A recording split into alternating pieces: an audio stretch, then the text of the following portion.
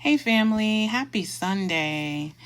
Well, I'm at my other desk on a Sunday evening reflecting on the past week and the week ahead. Here are a few thoughts I wanted to share for both the past week and the upcoming week. You won't always feel ready. Do it anyway. You won't always feel strong. Keep pushing. You won't always feel supported. Stand tall anyway. That is what makes you unstoppable. You're on holy ground, and you know what? The enemy is threatened by you. It is not only vitally important to be transparent, but be courageously transparent. No longer worrying about worldly judgment. Miracles are being birthed out of your obedience to the assignment. And this is the narrow path by the pioneers that are pushing through every obstacle, every word curse, everything that is coming against you, birthing the assignment that's inside of you. So I share that today in reflection of this past week. This past week was hard. It was good, but it was hard. I am, as I shared before, at the cusp of publishing my book. And I had some hurdles to jump through last week, some things that I didn't even know I had to do to get done, to meet deadlines and timelines. And I did it. But I did all that with a full-time job that is very demanding. I am also a mom and a grandma and a daughter and a cousin and a friend and a prayer partner. And all of these things needed attention at the same time last week. And while sometimes that can be overwhelming, it is a true honor to be called and held in such a high regard by many. But I say all that to say, so my reflection for last week is I didn't crack under pressure. I didn't allow the feeling of being overwhelmed to do to me what it used to do, where I would I'm shutting down. I'm not answering my phone. I need a few hours, maybe a few days, maybe a few weeks, depending on how bad, things are. I didn't have to do that at all because I'm just at a really wonderful place in my life. So last week also, my manuscript was uploaded to the vendor that we are using to publish. There are multiple vendors, but this one vendor is the most important. And my publisher said it's going to be about 1 to 5 days. So just, slow down, be patient. It's coming. It won't be long now. She kept saying that last week. There's an inside thing about that in my prayers, but I'll talk about that later. So do you know, within 2 hours, this vendor approved my manuscript, sent me an email that said, "Happy birthday for giving birth to your book." Just a supernatural speed and occurrence to that happening. With that said, I ordered my copy, my author's copy, right away. I did second day delivery, and I will have that book any day now. I expect to have it tomorrow, Monday, or Tuesday at the latest. I'm excited and nervous and just a lot of emotions going through my head right now because I've been writing this book for 14 years and now it is becoming a reality. Not only the fact that I am becoming a first-time author, or I am a first-time author, but the story that has been buried inside of me for 36 years, as I've talked about in previous videos, will now be made public to the world, for the world to know what it is I've carried for 36 plus years. And it's daunting.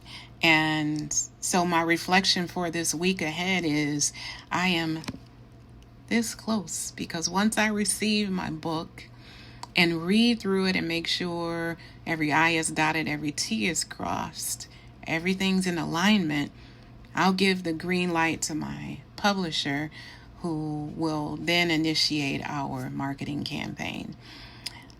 My life is about to change, and I can no longer stop that. Not that I want to at this point, but I've been sitting and reflecting on that for a while now. Again, I've been writing this book for 14 years. There were times where I put this book aside and I'm like, yeah, I'm not doing it. Because writing a book, especially this raw, honest, and transparent, is something that really it requires you to walk through every level of low self-esteem, every negative thought of nobody wants to hear my story, or I don't have a real story to tell, or the thinking that this is just not worth it. And I'm grateful that I persevered and pushed through all of that and realized that no, this is something that people need to hear, but it is also something that I need to release because it was never mine to carry in the first place. But again, my life is going to change and it'll never be the same again. So, part of that is a mourning period, mourning who I used to be. I used to be able to stay hidden, and I did that very well for many years, maybe decades, right?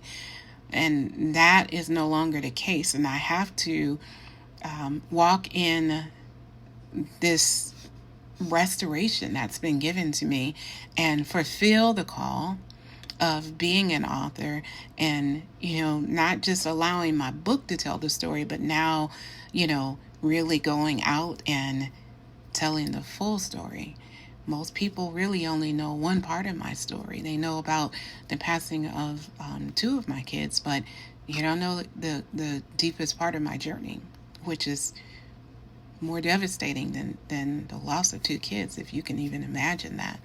So again, I've got a million thoughts in my mind, and today I'm at a really wonderful place because it is well with my soul. I understand what I need to do to move forward in this, and it is not me, it's the Spirit in me, and that gives me rest. And so this week I will have the physical copy of my new revamped book that is now ready. I am now spiritually ready.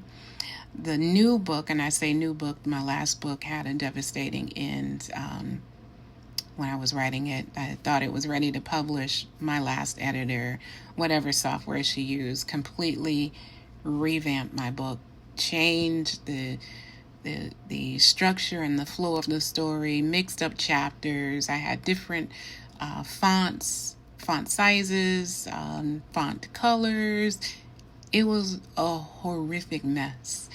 But as I sat with that in wisdom, I remember taking to the camera to share on all of my social media platforms where I had, said and professed my book is publishing on this date, to say, this is being delayed until further notice. And the words that came out of my mouth, which I did not prepare in advance, it flowed through me, is that you have to pay attention to the hard pauses in life. And that hard pause was, your book is not finished and you are not spiritually ready. And I'm so thankful, so grateful that happened, because I've been telling some people here recently, just in general conversation, where we believe that we are in charge of something. And the truth is, we ain't in charge of nothing, because if it ain't God's will, it won't be. And if it is God's will, it shall and it will be. So, again, I'm grateful for where I am right now. I'm so grateful for where I'm headed. And I'm nervous, but I'm ready. And I pray that this testimony of this book, my signature memoir, is a testimony for the ages that touches at least one life. At least one life. And wow, I'm grateful to God that I am the one that gets to do that, to tell that story that He allowed me to live through and survive through, and now talk about how I've overcome. So that is my reflection for the week. This is a wonderful week already. I have this smile on my face that I am going to hold on to probably for this entire next season and beyond. But I'm grateful to be able to share that here today. And, I just want to leave you with one thing, and this is my tagline with most of all of my videos. I wish you all well on your healing journey.